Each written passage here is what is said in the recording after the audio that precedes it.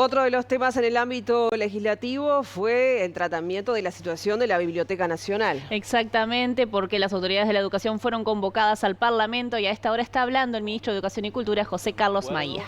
Con el Ministerio de Transporte y Obras Públicas, a los efectos de solucionar los aspectos edilicios a los cuales hemos hecho referencia. Un acuerdo con el Ministerio de Industria, estamos trabajando en ambas cosas, para el apoyo desde el punto de vista técnico y archivólogo, y poder solucionar de lo funcional, dando pasos para solucionar ¿qué? El tema de los funcionarios. ¿En qué sentido? En el año 2019 se cortó con el tema de los llamados. No hubo más llamados desde el año 2019. No hay, por lo tanto, lista de prelación al no haber llamados. Y al mismo tiempo, en ese momento, el presidente de la calle Pou estableció el corte del 3x1 en la reposición de funcionarios públicos. Y al no haber llamados, no haber recorte en materia de ingresos a la función pública. Y si le agregás además que en el año 2024 cortaron el convenio con la Facultad de Comunicaciones, básicamente eso llevó a un problema muy fuerte. Más allá de esto, insisto, en estos meses y en estos tiempos tomamos la decisión de ir buscando soluciones que nos permitan a ese mínimo margen de personas que no utilizan la biblioteca, o que utilizan la Biblioteca Nacional y no asisten, bueno, que en el más corto plazo posible se reabra la misma. ¿Último trimestre del año puede ser la fecha? Sí.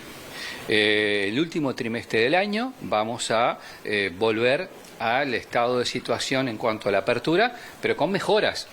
Porque, a ver, el 1 de marzo no empezaron el piso que tenía problemas, las puertas de emergencia que estaban bloqueadas, ni el estado del acervo cultural, ni el estado del mantenimiento de las colecciones que había, ni la falta de funcionarios. Eso no empezó el 1 de marzo. Eso viene de un largo periodo que nosotros nos tocó administrar ahora.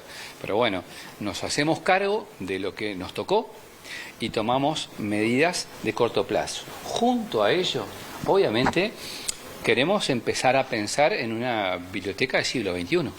Es decir, en décadas, el Uruguay no se ha dado la discusión de fondo.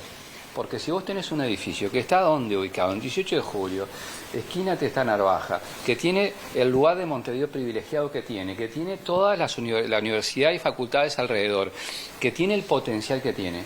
La pregunta que nos tenemos que hacer como país es cómo llegamos a este estado de situación.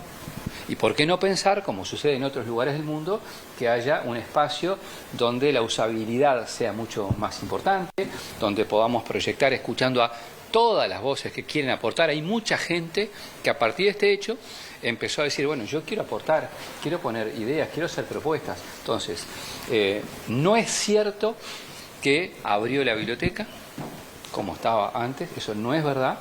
Lo que sí va a hacerse es la apertura restante de lo que quedaba marginal, de lo que no estaba abierto, que todo lo demás estaba abierto, en el último trimestre de este año. Teníamos entonces palabras del ministro de Educación y Cultura, José Carlos Maía, pero quien también habló desde la oposición fue el diputado del Partido Nacional, Fermín Fariña. Vamos a escucharlo. Bueno, creo que en un hecho que generó alarma pública y que determinó justamente la convocatoria del ministro de Educación y Cultura y de todo el pleno justamente de la Biblioteca Nacional, la respuesta sinceramente queda con gusto a poco, ¿no? Sobre todo porque el ministro habló y mencionó de que fue un proceso donde no hubo improvisación, pero a la hora de consultar justamente el soporte material, las resoluciones, el expediente justamente que dio base a tomar una decisión que claramente marcó una instancia, sobre todo por el momento en que esa decisión se adoptó, y existiendo antecedentes donde no dejaban entrever de que se limitara el acceso público porque se hablaba de una crisis estructural, de una crisis edilicia, de justamente peligro en el acceso para el público en general. Creo que a la hora del análisis en comisión no se aportó la documentación necesaria.